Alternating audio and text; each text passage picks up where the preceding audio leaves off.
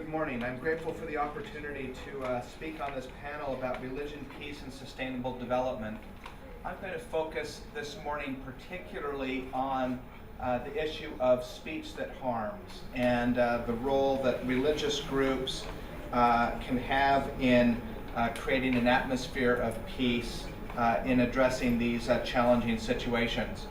Of course, we meet in the shadow of even more offensive work that is done in the name of religion sometimes as well.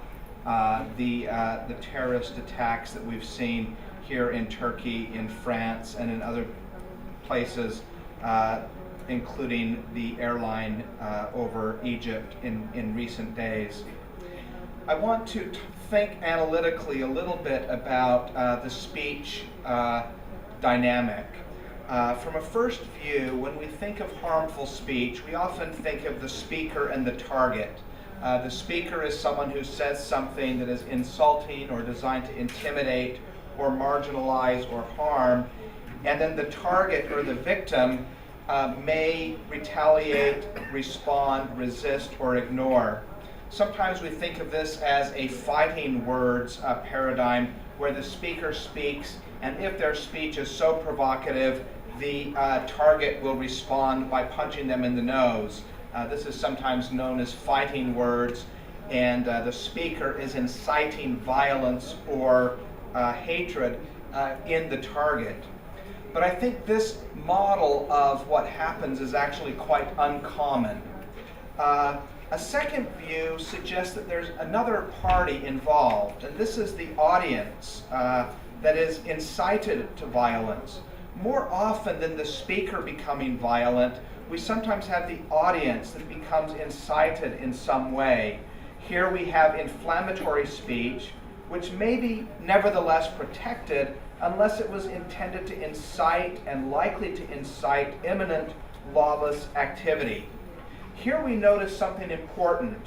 We notice that the dynamic involving speech is not simply a dynamic involving the speaker and the target, but also involving an audience. We might think of this as the speaker affinity group. But this too is a little bit of an oversimplification. It turns out that in most situations there are multiple audiences. We might think of these as the speaker affinity group. These are those who might be incited to action against the target group, but we also have the victim affinity group. These are those who might be incited to action in defense of the target group. And so, for example, the speaker affinity group might be motivated by the speaker who tells them to act in the name of hate, and they might then act in a way that targets the victim.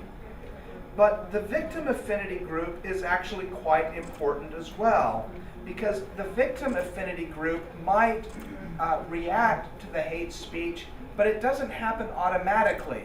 If we think of some of the main examples of hateful speech that have resulted in violence in recent years, whether it is something like the Innocence of Muslims film or the Danish cartoons, it turns out that there's actually quite a long period of time that passes between the time that the speaker speaks and the reaction takes place. And I want to think a little bit about what happens in those intervening days, weeks, or months. Because after all, not every burning of the Koran or burning of the Bible, however offensive and objectionable that action may be, results in violence. Sometimes it does. But when it does, what happens? What makes that reaction precipitate? Well, I want to talk about the possibility of there being accelerants and decelerants that help transform harmful speech into violent reprisal. This is an image that's taken from fires. If we think of someone who's trying to burn down a building, an arsonist, and analogize them to the hateful speaker, there's actually if you want to burn down a building, you're not just going to light a match. You're going to first of all try to spread an accelerant around that building. An accelerant is something that speeds up a reaction or inflames passion.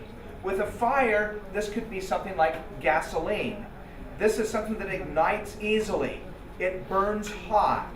It may be susceptible to flashpoints.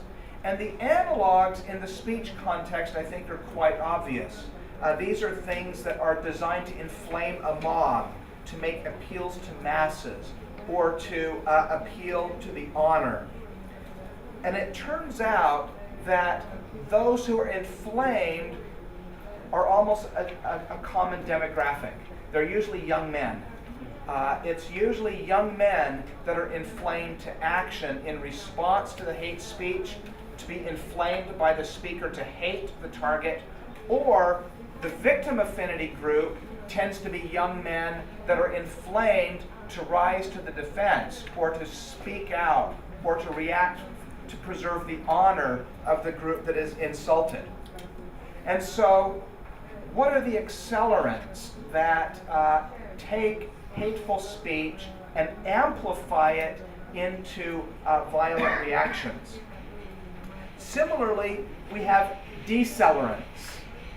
This perhaps is a less familiar concept than the accelerants. But if we think of the fire analogy again, decelerants are something that slow down a reaction, that seek to cool or lower temperatures, to lower the volume of a volatile or potentially explosive situation. Thinking of the fire analogy, this would be something like a fire retardant. What are the things or substances that reduce flammability of fuels or delay their combustion, that block the chemical reactions that create fire or initiate chemical reactions that stop fire? That's what I'd like to think about. Well, if we focus on accelerants, we can imagine each of these groups, the speaker, the audience, and the target, acting as accelerants that inflame or incite further a difficult or volatile situation. For example, the speaker who speaks harmfully might double down and repeat or elaborate their insult. They might say, "Yes, I really did mean what I seem to say." And this might be a way of inflaming or accelerating the situation. Think of the Christian pastor that insists on burning the Quran and does so in a way that's flamboyant and designed to create offense. Think also of the audience, the speaker affinity group. These might be people like clergy, those in the media, or social media, or politicians. These are people who can take that message and then amplify it in ways that create a greater likelihood of violence. And finally, the targets themselves can play an amplifying function. They may become easily provoked. They may take offense. They may demand retaliation, or they may make appeals to honor, which, while understandable, could have the effect of inflaming the situation. And so I think all of these role players in a harmful speech situation could find themselves intentionally or inadvertently playing the role of an accelerant. But notice, these very same players can act as decelerants as well. The speaker, for example, could back down, or apologize, or clarify what they said. Sometimes speech which offends is not designed to be as offensive as it ends up seeming to be. And so the speaker may be in a role of trying to diffuse a situation rather than inflame a situation. Similarly, the audience, the speaker affinity group, might try to decelerate or calm or diffuse a situation. Clergy may step in to try to heal or to soothe a situation. The media might take an attitude of care and prudence. Social media as well might light up not with anger and hatred, but with an effort to calm or to bring solace to the victims of the action.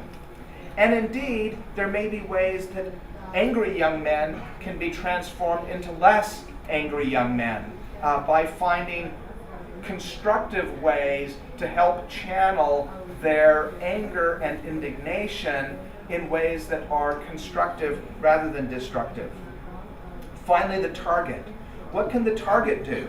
Well, perhaps they can ignore the provocation or accept an apology when the speaker speaks clarification, or perhaps even responding with love rather than hate. Think of the audience itself as a decelerant. First, the speaker affinity group. These are people who would be expected to respond to the hatred spoken in the hate speech or the offensive speech. That affinity group could disavow or distance themselves from that action. They could reject the provocation and empathize with victims. What about the victim affinity group?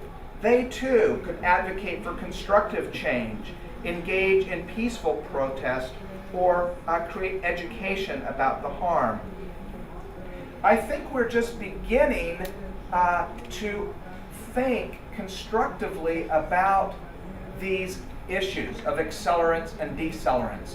Because in the hate speech context, we tend to focus exclusively on the speaker and their offense or their intent, and the victim and how they should respond and how they should react.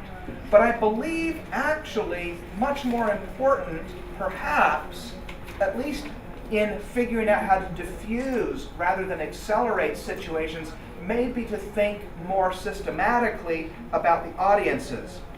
So for example, tactics for deceleration. And this list is meant to be very tentative. I'm actually embarrassed at how superficial it looks, because I don't think perhaps along with us in general, have gotten very far in thinking about the deceleration tactics. But for example, before a provocation takes place, here think of the burning of a Quran, for example. What can be done? Well, we could be sensitive to early indicators of social hostility. We could respond to legitimate grievances. We could strive hard to make sure that our legal systems are treating everyone with equal treatment, giving them due process, that we are not discriminating, that we are responding to harmful speech with counter speech. It turns out that the type of hate speech which results in a trigger of a violent reaction often never takes place in a vacuum. It's usually the culmination of actions and failures to react. We saw, for example, just this week in the United States, the response in the University of Missouri to a long history of disrespectful actions that were taken against African Americans, and it resulted in a strong reaction, an explosive reaction. But that explosive reaction was simmering for a long time. And just as fires seem to ignite suddenly, usually there are embers that are burning quite hot that are not very noticeable before that fire takes place. What about during the provocation? Well, we can respond to harmful speech with counter speech. We can empathize with those who are targets of the hatred, showing solidarity with the victims. We can utilize social media as well as traditional media to create calm rather than to inflame passions. And after the provocation as well, when normal seems to have returned, I think we need to think constructively about what we can do in the aftermath to create communities that are more inclusive and to address the underlying causes. I've been thinking about this week as we have come here to Istanbul. We had these terrible terrorist attacks in France. Now, this is obviously a very extreme form of hate speech. It's a speech that actually escalates into a terrorist activity. But notice some of the responses to this that were spontaneous in the target audience. Those who were designed to be terrorized, those who were designed to respond with hatred. Instead, we saw a remarkable and I think quite inspiring spontaneous effort to diffuse and to decelerate the tensions that were raised. One of the most moving was this Jean Julien graphic artist who came immediately in his Facebook account with a symbol of peace rather than hatred to respond to the terrorist attacks. Almost immediately, this response was echoed and repeated in a variety of ways through candlelight vigils, people placing it in makeshift signs on their clothing, even painted on the face of a child. Isn't that a poignant image of the hope for the future, the hope of the innocent and the vulnerable being one of peace and love rather than hatred? Groups gathering together and spontaneously repeating this image. Again, on clothing in places of significant symbolic importance. This is Madison Square Garden, where before a hockey game, the symbol was utilized. Athletes painted it on the sides of their shoes. Informal depictions in chalk before a market. Again, vigils where the symbol became very powerful. Notice the power of groups coming together and in peaceful, quiet protests standing against hatred. We also saw it in the symbolism of simply uniting together. I've talked to some of my French friends who were brought to tears by the symbolic solidarity of a variety of people in a variety of places. But it wasn't just the French that wanted to display the French flag. It was the Germans. It was those in the United Kingdom. It was the Australians. Isn't that a magnificent image of the Sydney Opera House? An iconic, immediately recognizable symbol lit up to say, we stand together against violence, against hatred. New York, the One World Trade Plaza where the terrorist attacks of 9/11 took place. Washington Square Park, the Empire State Building. Here we see Brazil, we see Canada, we see Tokyo. Around the world, within hours, spontaneous responses which are designed to decelerate rather than accelerate the hatred and violence. Here, Israel, a hotel in Tel Aviv, the Western Wall in Jerusalem. San Francisco, Mexico City, or this is actually India on the bottom slide. And we also see those in the affinity group of the terrorists acting to diffuse rather than inflame. It's really interesting to see the hashtag not in my name and how powerfully that has been utilized by Muslims who insist that the terrorists do not speak for them. For example, I was just reading a story on CNN about the not in my name hashtag. One woman, a Palestinian named Ayad, quoted the passage from the Quran saying, whoever kills an innocent person, it is as though he has killed all of mankind. Others saying, to me, terror knows no religion. They are picking and choosing aspects of the religion and twisting and distorting them in order to justify their actions that are unjustifiable. The same artist that came up with that beautiful Eiffel Tower peace symbol in response to the Charlie Hebdo attacks created this graphic art representation, suggesting that the pencil is going to be more powerful than the sword. I use these as examples because they're contemporary, but I think they're also quite moving in their spontaneity and their effectiveness in diffusing the anger and the hostility that can result from a form of speech that is actually extremely violent, that actually borders into terrorism. And what I'd like us to begin to do, individually and collectively, is to think about the audience of these activities. Not just the speaker, not just the target, but the audience. Because all of us find ourselves in affinity groups, either with the speaker of hatred or the victims. And in each of these roles, I think we need to think, as these spontaneous responses show us, how we might come up with decelerating tactics that help to calm, heal, and address the underlying grievances that often are at the heart of these various activities. Thank you very much.